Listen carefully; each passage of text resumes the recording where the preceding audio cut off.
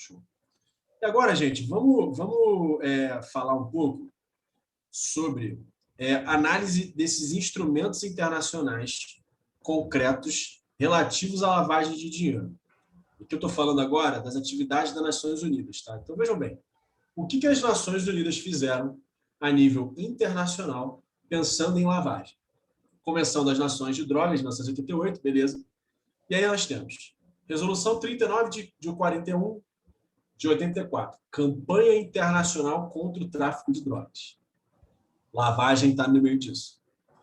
Resolução 39.142 de 84, Declaração sobre a luta contra o narcotráfico e o uso indevido de drogas.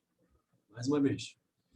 Mais uma vez, duas coisas. O professor de vocês é o Ricardo, e segundo, estou falando da ONU. Ou seja, estou falando do momento onde o mundo falou o seguinte: olha, gente, Estado Nacional não dá certo. Vamos pegar a mesma ideia e aplicar a nível global. A ideia, né? E não vai ter mais guerra. Vejam, né? Nós éramos, né? Acho que todo mundo aqui nem era nascido nessa época, óbvio. Que vai estar na aula que está aqui, que eu e você. Mas vejam bem o que o mundo foi fazendo. E como é que essa ideia traz consigo uma série de coisas, e uma delas é o objeto hoje aqui da nossa aula. Terceiro, cooperação internacional e flexibilização do segredo bancário. A ONU, não é mais os Estados Unidos, agora é a ONU, né? Que é aquele bebê no mundo, né? Abraçando, né? Uma criança, né? Várias pessoas, né? Aquelas ideias bem habermasianas, aquelas coisas onde tudo dá certo, né? Tem aquele meme lá dos tigres que abraçam os ursinhos, famílias de várias etnias, né? Parece essa coisa, né? Outra coisa. Agora, olha só essa. Isso aqui, mais uma vez, crime organizado. A Convenção das Nações Unidas contra a Delinquência Organizada Internacional. Aparição das medidas preventivas como regulação bancária e financeira. Convenção das Nações Unidas sobre a corrupção, que é a Convenção de Mérida. Inspiração no Convênio de Viena de 88. A Convenção de Mérida se inspira no Convênio de Viena. Legislação modelo do Programa Mundial contra a Lavagem de Dinheiro da ONU. E aí tem o GPML, que é o Global Program Against Money Laundering, Proceeds of Crime and the Finance of Terrorism. Estou falando, gente, de um documento oficial do órgão internacional do mundo. Fora disso, só talvez marcianos e Marte. Entendeu? Né? Nós não temos nada depois disso. Então, perceba do ponto de vista da topografia legal e da influência internacional, de como é que isso dá para a gente uma série de questões, basicamente todos os setores da nossa economia, da nossa vida, privada e pública, o que é essa pressão que é feita. Ou seja, vamos estabelecer uma luta internacional contra o crime? Vamos! Né? Quem não fizer isso é o quê? Criminoso. Então, percebam o peso disso. E o peso disso em lei, que vira crime, que vira sanção administrativa, que vira sanção civil, que vira obrigação de regulatória, que vira um monte de coisa. Coordenação e administração do IMOLIN, International Money Laundering Information Network. Se vocês entrarem nesse site aí, vocês vão ter lá assim, país tal. Vai clicar no país tal, vai vir todas as legislações de lavagem, tudo que existe sobre isso. Óbvio, atualizados pelo próprio banco de dados. O OMLID, que é a base de dados mundial sobre análise normativa na matéria de lavagem. E o Model Legislation on Money Laundering and Financing of Terrorism, da ONU de 2005. Então, vejam só, em 2005 a ONU estava debatendo isso.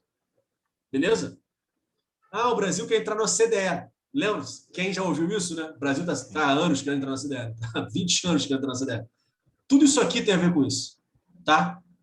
Tudo isso aqui tem a ver com isso. Professor, você pode falar um pouco por que a LGPD passou que nem boiada, né? Por isso.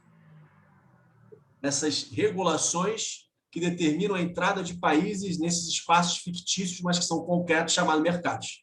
Beleza? Atividade do Conselho da Europa. Lavagem de dinheiro no Tratado de Lisboa. Unidade normativa mínima relativa à definição de infrações penais e sanções. Gente, só para um parênteses aqui, que eu acho que tem pouca coisa sobre o Tratado de Lisboa. Acho que é só isso, inclusive.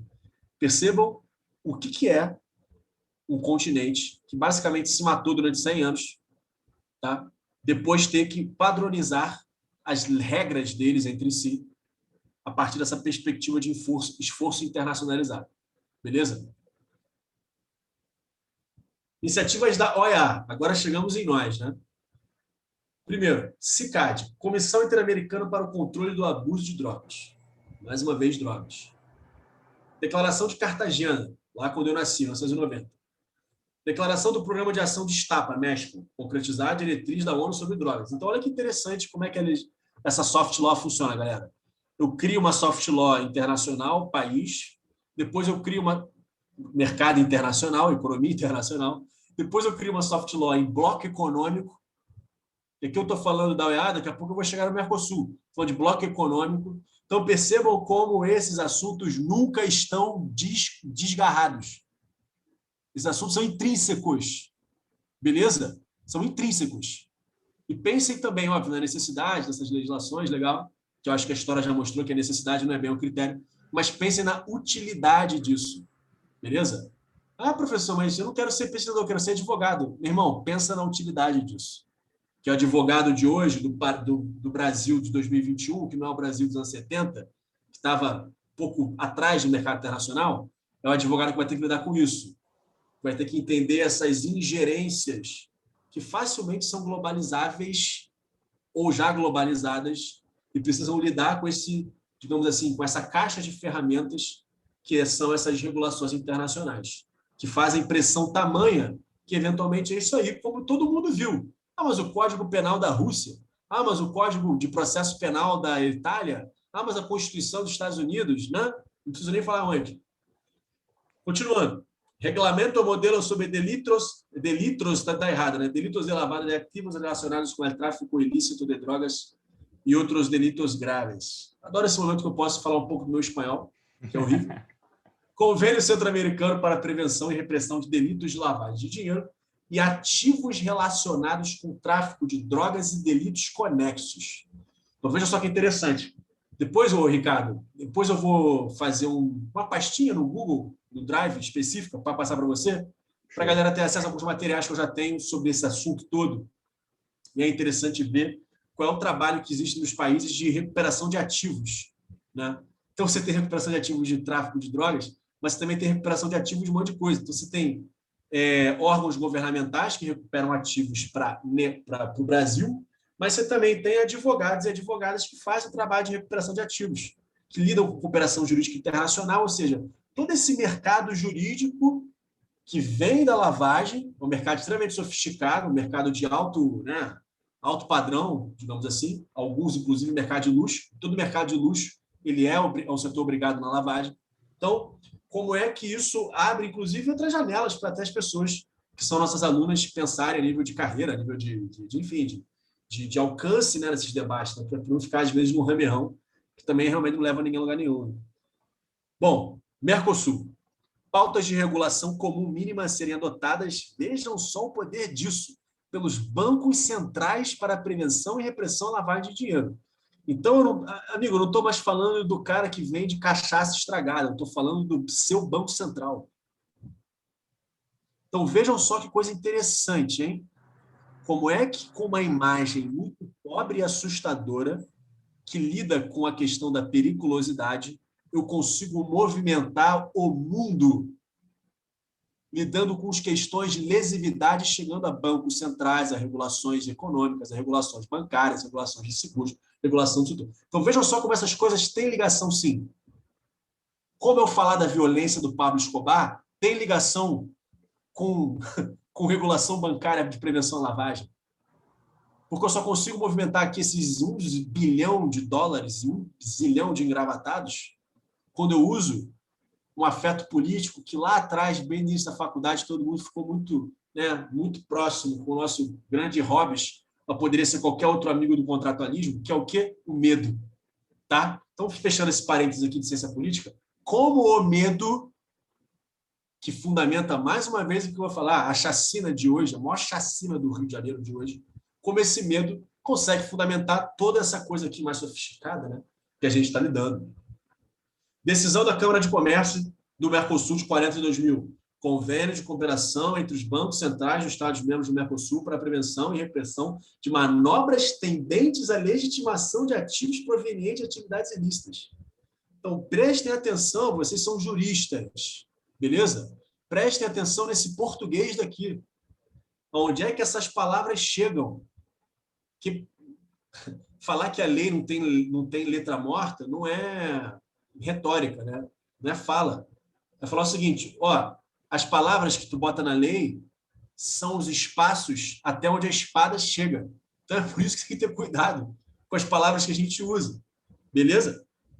Agora, outras iniciativas, saindo dos blocos econômicos, vamos para outras iniciativas internacionais. O GAFI, eu já falei para vocês, foi fundado pelo G7, olha só que coisa maravilhosa, o G7, que não são as 7 maiores economias, né? Na realidade, são grandes economias e países amigos, né? Então, tipo, o que a França fez nos últimos 300 anos? Ela está lá. Que economia, né? Então, assim, piadas à parte. Sim, eu estou fazendo piada aqui com o Ricardo, a gente se conhece há muito tempo, gente, mas até o humor que se usa, né? Parem para pensar por que essa figura extrema, por que essa ferramenta de alto nível intelectual, que é o humor, pode ser usada aqui, né? A gente consegue, como é que se diz, agenciar vários conhecimentos e discussões dentro de uma aula de lavagem. Isso é importante, porque essas coisas estão conectadas. E aí, gente, tem uma coisa interessante que eu destaquei aqui, que é o Risk-Based Approach. E aí vem Guidance on the Risk-Based Approach to Combating Money Laundering and Terrorist Finance. Essa ideia de abordagem baseada no risco, o que isso significa? Significa o seguinte, quando eu tenho regulações de prevenção à lavagem, eu tenho procedimentos para lidar com informações para prevenir lavagem. O que isso significa? Significa que eu tinha o quê? Uma regulation-based approach. Qual a diferença? Na regulation-based approach, uma aproximação baseada na regulação, o que eu tenho que fazer? Eu tenho que fazer o que está escrito na regulação. Então, olha, você tem que ter o cadastro dos seus clientes da maneira tal, você tem que ter um código de conduta tal, você tem que ter lá no seu programa de compliance o primeiro documento, o compromisso da administração com a prevenção e combate à lavagem de dinheiro e financiamento do terrorismo, a proliferação de armas de destruição em massa. Tudo isso aí, gente, tá? É produto que advogado pode vender, tá? Ou empresas de compliance. Então, tudo isso que existe, baseado em quê? Na regulação. O GAFI chega e fala o seguinte, olha, esquece isso. Regulação é o mínimo que você tem que fazer. Você tem que fazer uma abordagem ao seu negócio baseada nos riscos. Ou seja, você tem que olhar para uma operação sua. Ela está na regulação? Ah, tá. Então vamos seguir a regulação. Você tem que fazer mais uma coisa. Você tem que, nesse modelo de risk-based approach, você tem que demonstrar que você está constantemente tendo um profissional que, com a sua criatividade, observa o negócio e fica pensando, onde é que pode ter esquema de lavagem aqui? E criar mecanismos de controle para que não tenha. Então, vejam só que interessante. Vejam só. Estou falando da prevenção da lavagem. Então, o problema é criado. De repente, eu tenho que ter alguém capacitado em observar operações empresariais, ou de quaisquer que sejam, para ficar pensando no risco de lavagem. Então, assim, exemplo, como é que você paga o seu fornecedor friboi de frigorífico, lá da ponta da produção? Ah, eu pago em dinheiro vivo. Olha, irmão, vai pagar em dinheiro vivo, porque se você pagar em dinheiro vivo, existe uma alta chance desse dinheiro não estar sendo bem informatizado, logo controlado pelos nossos setor interno de compliance que fica aqui na sede, exemplo. Ah, tá, então eu vou usar Pix, né, se fosse hoje. Até porque a Friboi, depois que passou pelo que passou, deve ter mudado isso já, mas vou usar o Pix hoje. Ah, legal, Pix, maneiro, pô, CPF, chave física. Mas isso não basta. Porque eu tenho que pensar o quê? Pô, mas como é que eu fraudo isso? Né? Se eu preciso fazer o controle da identidade, o que o mercado do controle da identidade gera? Gera o mercado da fraude da identidade. Para eu poder lavar dinheiro. Gera o mercado das contas laranjas para eu poder... Então, percebam que a fragilidade de internacionalmente eu receber um dedo apontando para mim, falando que eu estou sendo leniente com o financiamento do crime, do terrorismo e das armas de proliferação em massa, não está mais em algum estado provar que eu fiz isso. Há muito tempo não é isso. Não está mais em eu ser um país que é signatário de tratados internacionais. Não. Está onde? Está no fato de se eu estou utilizando a minha criatividade constantemente para saber, para procurar lavagem de dinheiro nos negócios. Então, eu estou até me estendendo um pouco aqui nesse ponto, mas é importante que vocês percebam que a todo momento esse movimento regulatório de poder, melhor, esse movimento de poder, esse movimento de exercício puro do poder, tá, gente? Ele consegue, do ponto de vista regulatório, do que importa para a gente aqui, do ponto de vista jurídico, se alastrar em várias camadas da pirâmide queonseniana, para usar aí uma figura fácil para a gente. Seja de uma pirâmide queonseniana pensando no Estado Nacional, seja do ponto de vista internacional. E como isso se dá a partir, principalmente, não só do fato eu sou a ONU, eu sou não, mas de expedientes que todos nós, concretamente, enquanto indivíduos, sentimos na carne. Que é o quê? Pô, tem um criminoso. Pô, violência. Pô, crime. Precisa prender fulano. Precisa multar fulano. Vejam só como essa coisa que carregamos em nós, essa sensibilidade punitiva, conecta-se automaticamente a esses esforços sistêmicos internacionais, internacionalizados, globais, globalizados, e que dão conta de conflitos ínfimos em diversas áreas a partir, por exemplo, da veiculação de uma legislação de lavagem. Outras iniciativas internacionais. O GAFI é o internacional, né, gente? Mas existe um grupo de apoio financeiro para uma série de locais. Olhem aqui. A gente tem o GAFI Sud, a gente tem, que é o nosso, a gente tem se não é GAFI, né, que é o nome em francês, está no nome em inglês, né, FATF. O FATF, Caribbean Financial Task Force, o da Ásia e do Pacífico, o da Eurásia, o da Eastern Southern Africa, Conselho do Comitê Europeu de Experts. Olha só isso. Eu tenho um conselho do Comitê Europeu de Especialistas na análise de medidas de anti-lavagem de dinheiro e de financiamento do terrorismo. Eu tenho o Intergovernmental Action Group Against Money Laundering na West Africa, na África Oeste, e depois ali na Middle East, North Africa. Então, vejam só como não só é importante essa proliferação de pessoas que falam a mesma coisa. Eu não estou aqui fazendo a crítica às pessoas, não. Profissionais, competentes. Não é isso. Não é falar que isso é inútil. Não é, porque não é inútil, é muito útil. Mas perceber o esforço hercúleo que é feito. Não adianta eu ter um órgão, não adianta eu ter um síndico. Imagina só, tá? Um prédio com 300 apartamentos. Não adianta eu ter um síndico do prédio. Não adianta eu ter um síndico dos andares pares. Não adianta eu ter um síndico dos andares ímpares. Não adianta eu ter um síndico de cada andar. Não adianta eu ter um síndico das unidades pares ou um síndico das unidades ímpares de cada andar. Eu tenho que ter um síndico de cada unidade. Então, vejam só como o controle sobre a agência da prevenção à lavagem, ele vai se constituindo e de maneira exponencial crescendo. Regulação atrás de regulação. Beleza? Outras internacionais, Comitê de Basileia. Comitê de Basileia, gente, é o seguinte: farei regras para o bom funcionamento da economia. Aí vem uma crise econômica. O que eles fazem? Fazem novas regras. E é isso. Esse é o mundo que a gente vive. Vamos lá. Comitê de Basileia sobre as regras e práticas de controle de operações bancárias, dezembro de 88. Ou Princípios Básicos para uma Supervisão Bancária Eficaz, 97, artigo 15, que fala de lavagem. Não falei de lavagem. Falei de regras e práticas de controle de operações bancárias. Então, veja bem, eu estou falando aí do setor mais regulamentado do mundo, que é o bancário. O setor financeiro como um todo não é, mas o bancário ele é o mais regulamentado. Não tem nenhum que seja mais que esse. Então, eu estou falando de um comitê que está falando disso, está falando de quê? De lavagem. Então, isso aqui é interessante, né?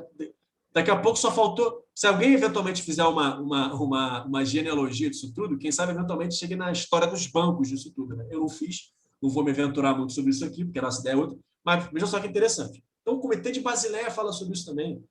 Então, quando eu olho para a Lei 9.613, meus amigos, vejam só o quanto de coisa eu já falei aqui. Estou falando disso tudo, onde a lei é um ponto sistêmico no mundo para um controle internacional, beleza? De conflitos que podem beber de outras questões. Mais uma vez, Lava Jato bebeu das três: crime organizado, lavagem de dinheiro e corrupção. Falando aqui de imputação, tá? Ou seja, da aparição concreta da utilidade dessas questões. E aí não é entrar no mérito se fizeram, não fizeram, se a operação é boa ou ruim. Joga fora essa discussão, que ela não é importante aqui. O que é importante aqui é demonstrar a sofisticação, a complexidade desse tema para a gente falar de lei, enquanto graduando, enquanto estudante, advogado, pesquisador, por aí vai. Eu diria até, assim, saindo do direito mesmo, indo para quem for político mesmo. O cara bota a mão nisso aqui, mais iniciativas internacionais. União de Bancos Internacionais. Então, setor privado nativo. Wolfsberg Anti-Money Laundering Principles for Private Banking, feitos em 2000, revisados em 2002. Olha só que interessante, Ricardo. Os bancos que fazem parte disso. Banco Santander, Central Hispano. Desculpa, gente, tem alguns erros de ortografia aí. Perdão por isso. Deveria ter visto.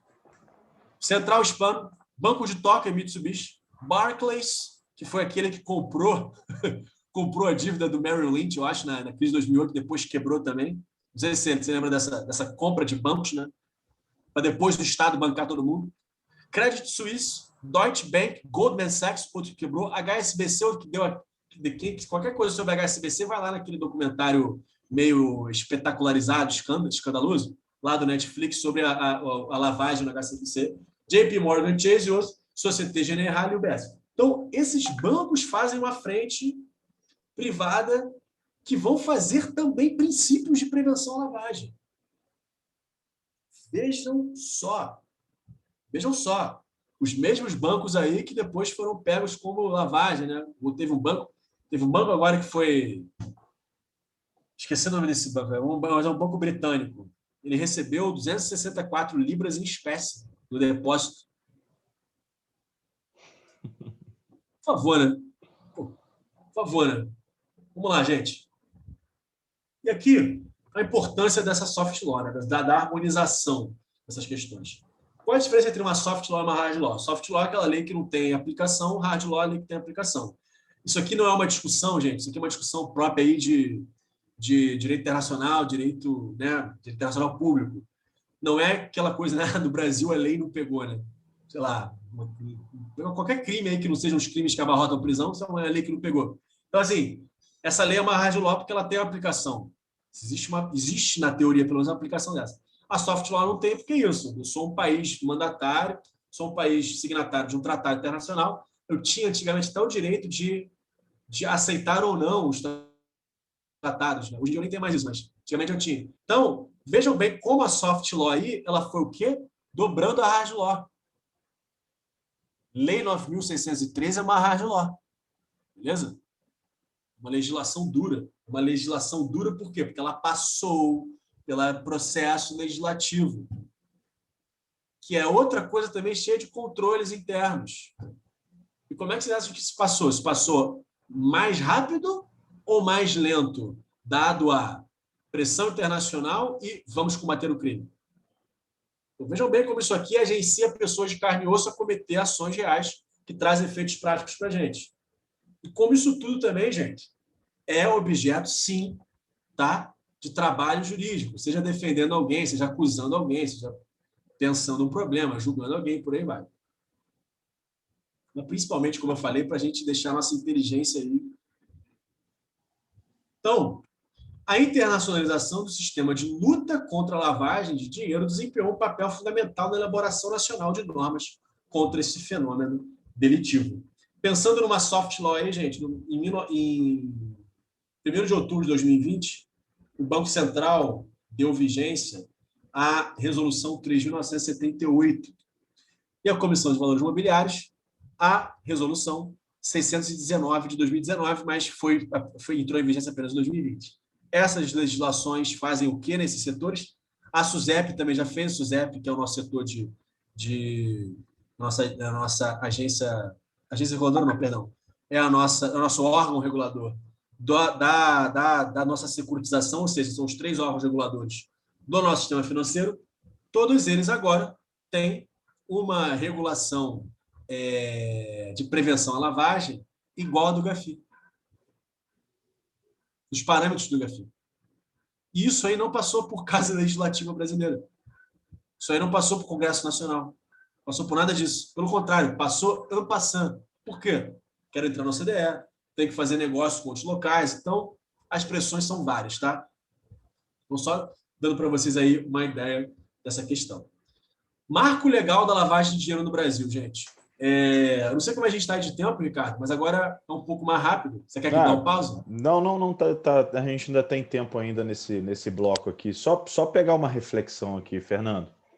Quer dizer, você faz essa apresentação de todo esse arcabouço, enfim, de tratados, enfim, de resoluções e tudo isso que vai sendo gerado e produzido, reproduzido, né, para regular esta criminalidade, que é a lavagem de dinheiro, organização criminosa, enfim, e que acaba mobilizando o mundo, mas a forma como você apresenta, e aí, para mim, ela fica muito clara uma sátira, né, sobre como que a gente vai sofrendo essa pressão, que é uma pressão global, então a gente pode pensar em organismos globais, depois organismos regionais, né?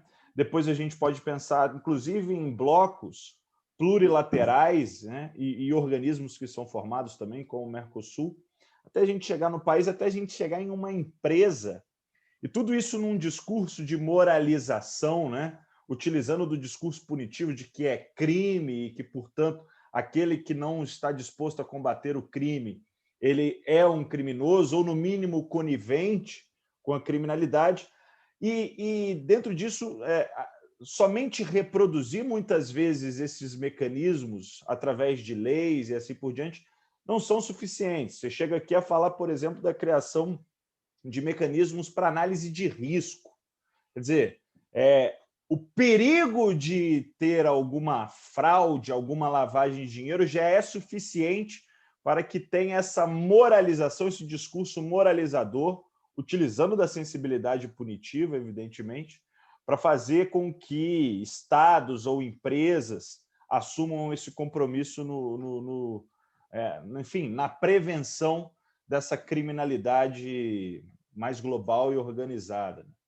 E muitas vezes a gente vê assim, e aí se percebe, né, como que o Brasil acaba introjetando alguns desses discursos, quando a gente olha para uma realidade, nem sempre são criminalidades que fazem parte do nosso contexto, né? Discussão sobre terrorismo, discussão sobre, enfim, outras questões que você colocou aqui, não só terrorismo, você falou outra questão também que não é típica do Brasil, questões sobre ameaças nucleares e assim por diante, né? Operação de armas de destruição em massa. Destruição em massa. Quer dizer, a gente vai sendo pressionado a um ponto, que eu vou sentindo a gravidade, o peso da gravidade aqui, ao ponto de me sentir esmagado diante dessa dinâmica, que vai deixando de ser sólida e vai ficando cada vez mais líquida.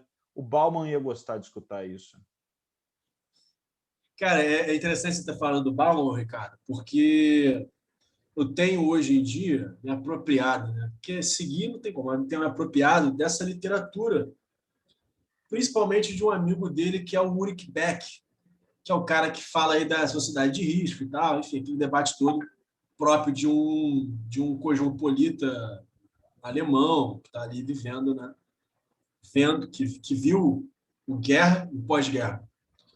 Mas isso é sensacional porque a gente começa a viver isso. Quer dizer, que a gente tem um título de um livro da Vera Regina Pereira de Andrade, que é a violência do controle penal da violência.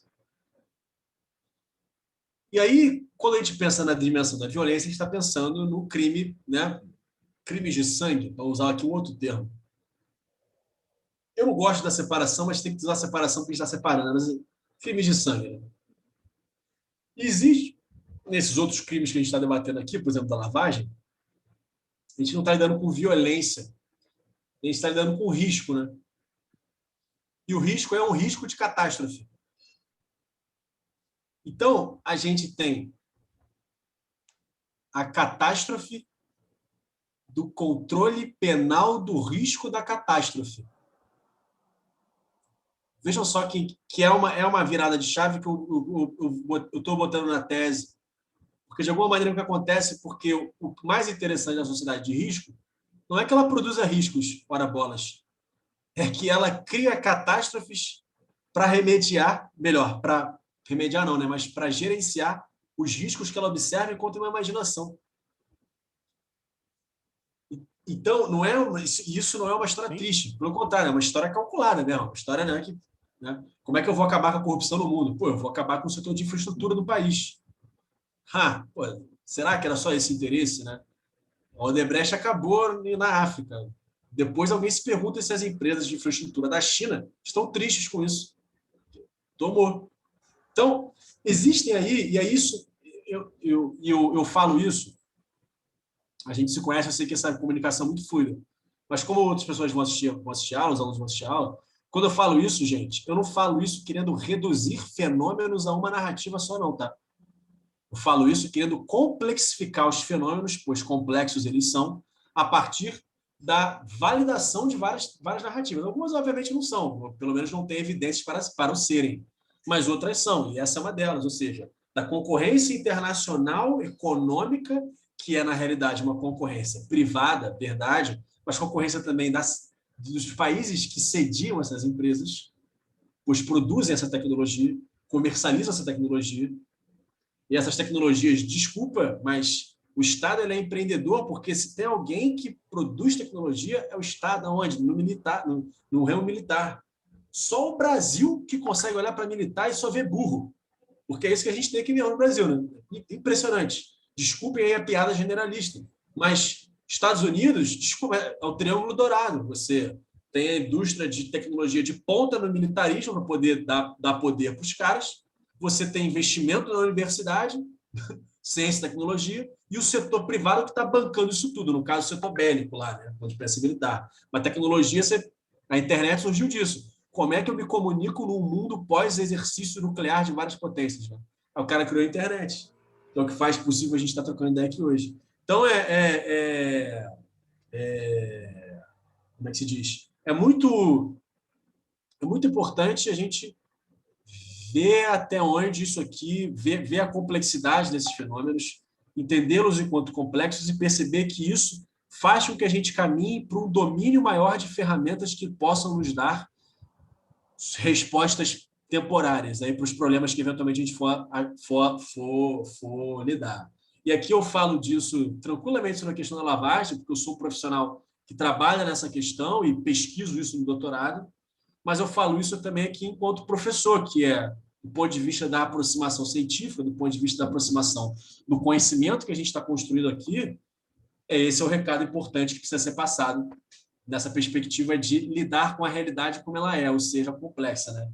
Bifurcar a realidade numa polarização não ajuda a gente a entender. Ajuda a gente a perder ou ganhar a eleição, mas entender não. Bom, vou calar minha boca aqui com esses parênteses, mas vou voltar aqui para o marco legal da lavagem. Algumas questões, tá, gente? Antes de falar sobre essas 3 leis rapidamente. Lei de lavagem tem geração. Então, como eu falei lá atrás, a lavagem começa como se fosse um combate ao narcotráfico. Então, a legislação de lavagem que a gente vê lá na ONU, quando fala de tráfico de drogas, ela trata a lavagem de dinheiro única e exclusivamente o quê? Com o tipo penal antecedente, tráfico. Ou seja, não existe. Você podia cometer um crime e não lavar dinheiro. Porque não era lavagem. Lavagem era só o que era crime, lucro proveniente do narcotráfico. Então, vejam só que interessante como a própria ideia da lavagem no mundo, ela obedece, sim, a figuras concretas, ao inimigo concreto. Para quem já teve acesso ao direito penal do inimigo, para a gente ter um inimigo de uma forma, ainda que ela seja mutável. Né? Porque o lance do inimigo é a ideia do inimigo, né? Nós contra eles. Então, primeiro, ele é o narcotráfico, guerra às drogas, war on drugs. Isso não sou eu que falo, é o Nixon, é o Reagan. Bota lá aquela carinha dele linda, né? Bonitinho, falando, vamos enfrentar Segunda geração da lei de lavagem, de lei de lavagem. É a lei de lavagem que aceita como delitos anteriores o crime de tráfico de drogas e alguns outros delitos, ou seja, existe um rol de delitos. A nossa 9.618 de 98 era uma lei dessa, ou seja, uma lei da segunda geração de lavagem de lei segunda geração de lei de lavagem de dinheiro. Já a nossa lei 12.683 de 2012 modifica a nossa 9.618, que é a legislação de lavagem, por uma legislação de lavagem de terceira geração, ou seja, agora qualquer crime lava dinheiro. A lavagem, perdão, aceita qualquer tipo penal como crime antecedente para lavagem de dinheiro. Beleza? Ah, professor Fernando, vou ter que ler a 12.683, Planalto, 9.618, já está lá revogada e com a redação nova.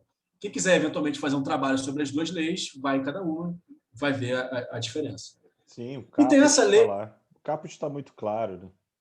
O caput hoje Exatamente. reduzido, ele vai falar qualquer infração anterior. Exatamente, exatamente. E essa outra lei que eu trouxe aqui, gente, é a 3.810 de 2019, ou seja, governo Bolsonaro. Governo que nos dois primeiros anos, perdão, no primeiro ano, na época do Moro ainda, o governo Bolsonaro, ele está... Eu vou só fazer uma reflexão aqui histórica entre 2012 e 2019.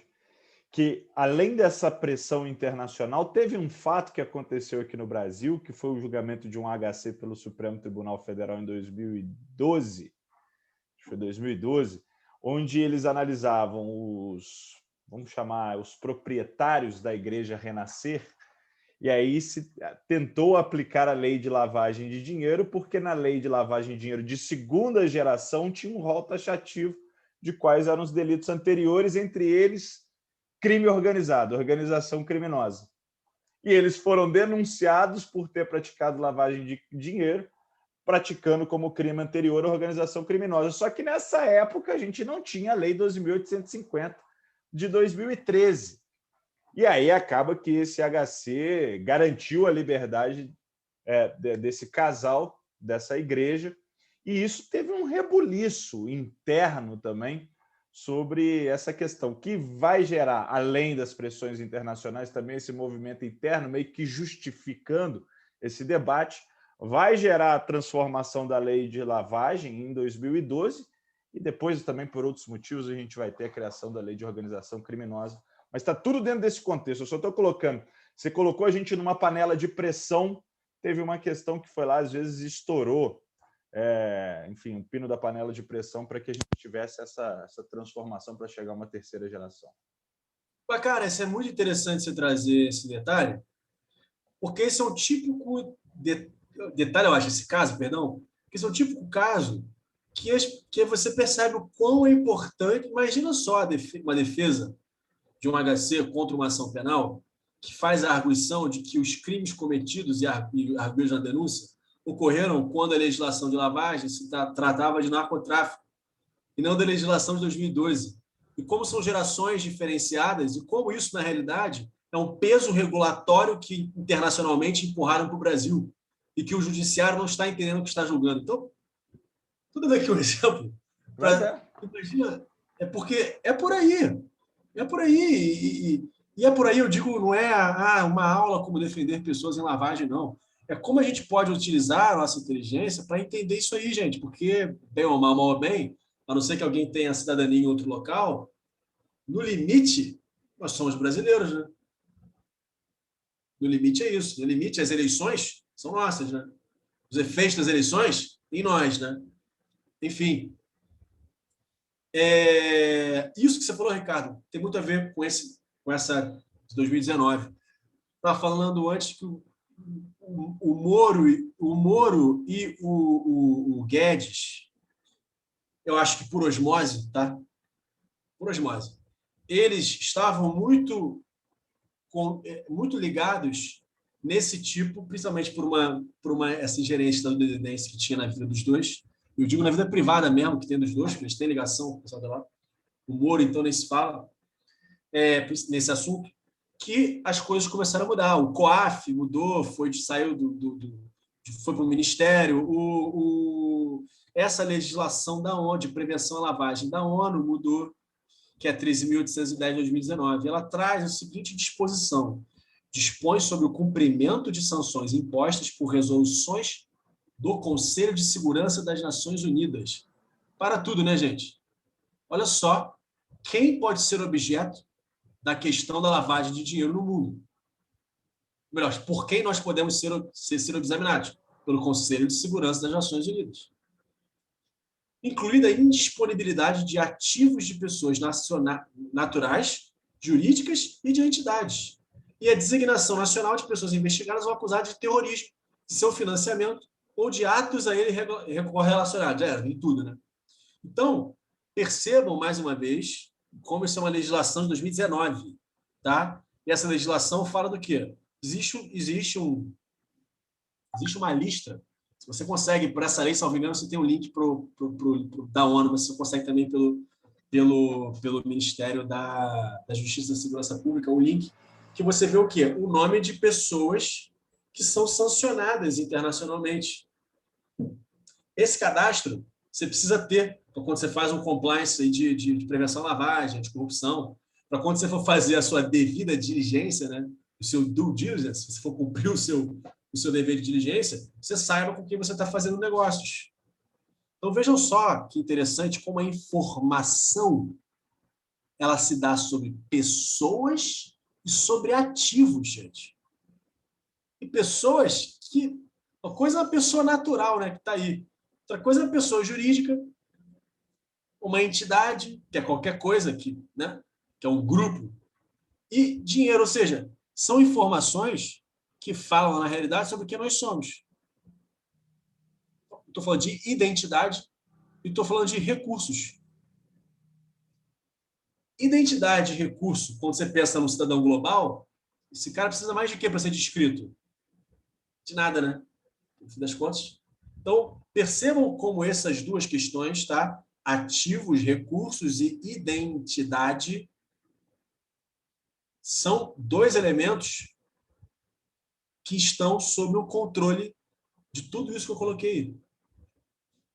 Então, quando a gente fala de lavagem de dinheiro, a gente está falando dessa questão.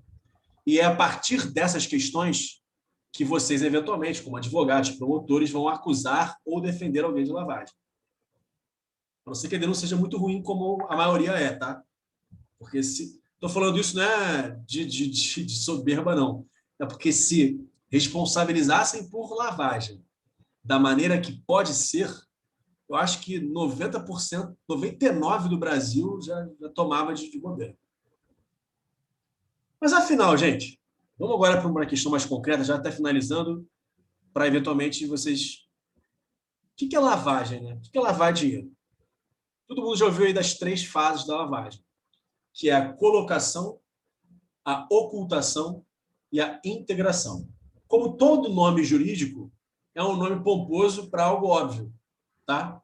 Ou seja, às vezes tem outros nomes entre si, você pode chamar de ocultação, de simulação e integração, mas a ideia para cada fase é a mesma. Então, vamos lá. As fases acontecem como? Cometi um crime, tá? Hoje em dia, qualquer crime. E tive um produto financeiro desse crime. Beleza? Quando eu pego esse produto financeiro e eu coloco... Olha só que nome safado. E eu coloco ele na minha conta bancária, ou na conta bancária de um terceiro, tá? Ou na conta bancária de uma pessoa jurídica, de uma empresa.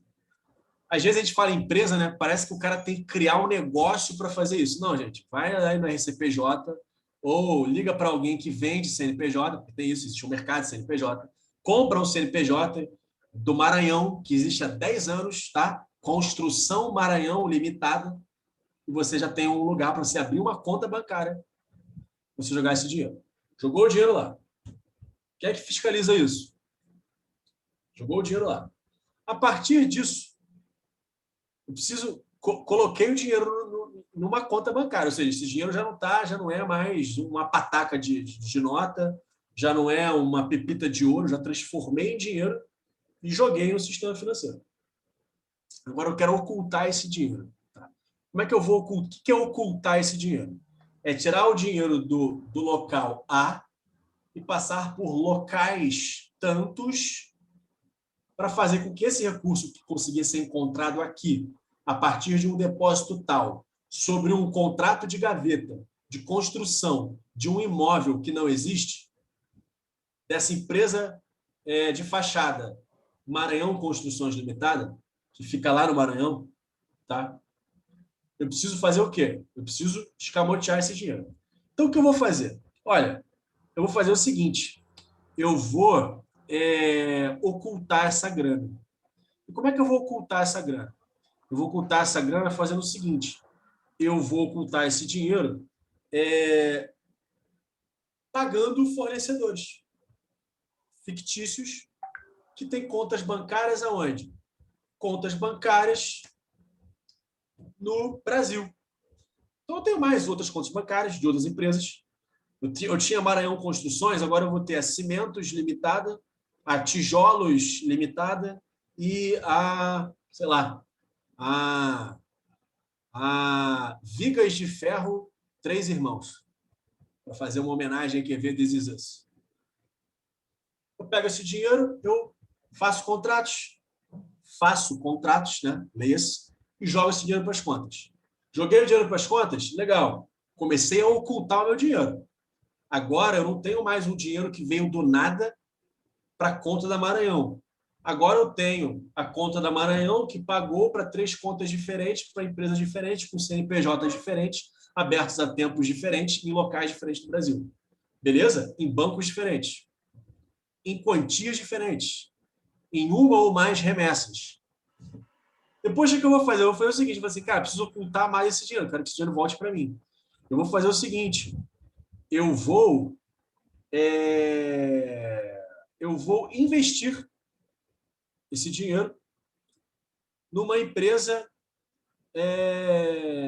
Eu vou pagar, aliás, perdão, eu vou pagar para uma consultoria empresarial de uma empresa na Suíça.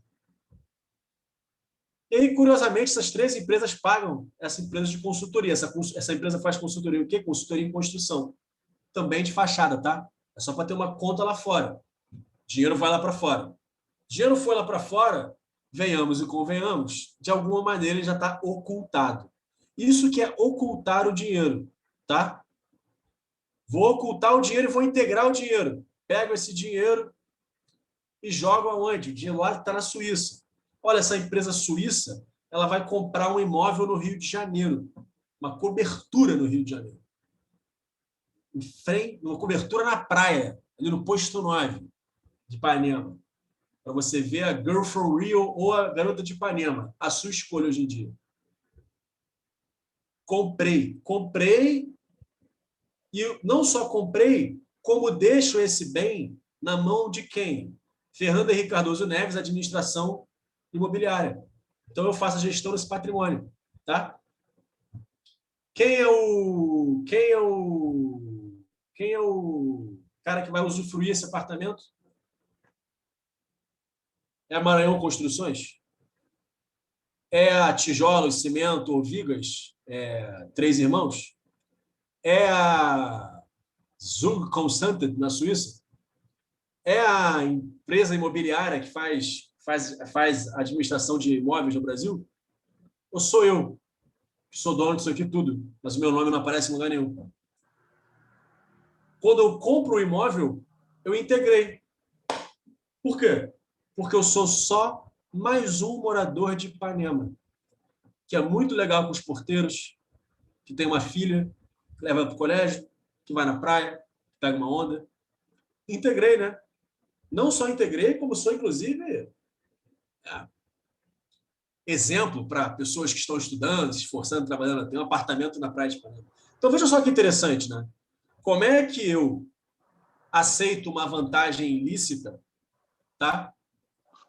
Se eu fosse um prefeito, para ganhar 500 milhões, e eu abro uma empresa que tem 500 milhões na conta, ou melhor, transfiro o dinheiro para uma empresa já aberta, que tem 500 milhões na conta, essa empresa pega 500 milhões, qualquer valor, distribui entre outras empresas numa suposta operação de compra de materiais. Essas empresas, por sua vez, compram serviços e depositam numa conta no exterior. Por que isso da fase de ocultação? Eu estou ocultando de quem? Estou ocultando do banco, que informa a transação. Estou ocultando do COAF, estou ocultando do gerente, estou ocultando. Esse dinheiro tem rastro, mas ele está aumentando o rastro. Ou seja, ocultação é quanto mais eu vou aumentando o rastro desse dinheiro. Tá? Beleza?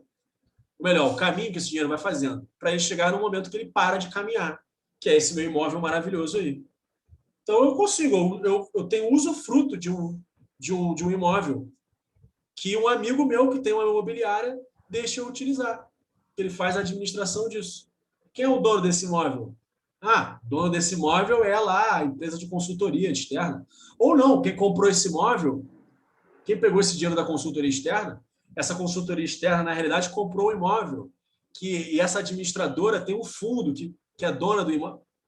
Então, vejam como estruturas societárias, tá? Um outro assunto que não aparece em tudo isso que a gente falou, mas que também é importante para entender como é que essas ficções vão sendo abertas, ficções de identidade, tá? Seja ela empresarial ou física, que criam locais no sistema financeiro, contas bancárias, para que essas coisas possam sim serem feitas intermediações financeiras, até que eu consiga fazer a integração desse valor.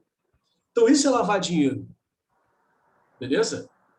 Curiosamente, lavar dinheiro tem uma maneira de ocorrer parecida com a função social do mercado financeiro, que é fazer o quê? Intermediar recursos. E é isso mesmo.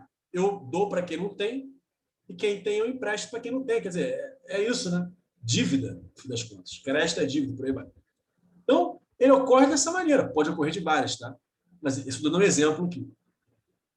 E aí, gente, nesse exemplo concreto, tá?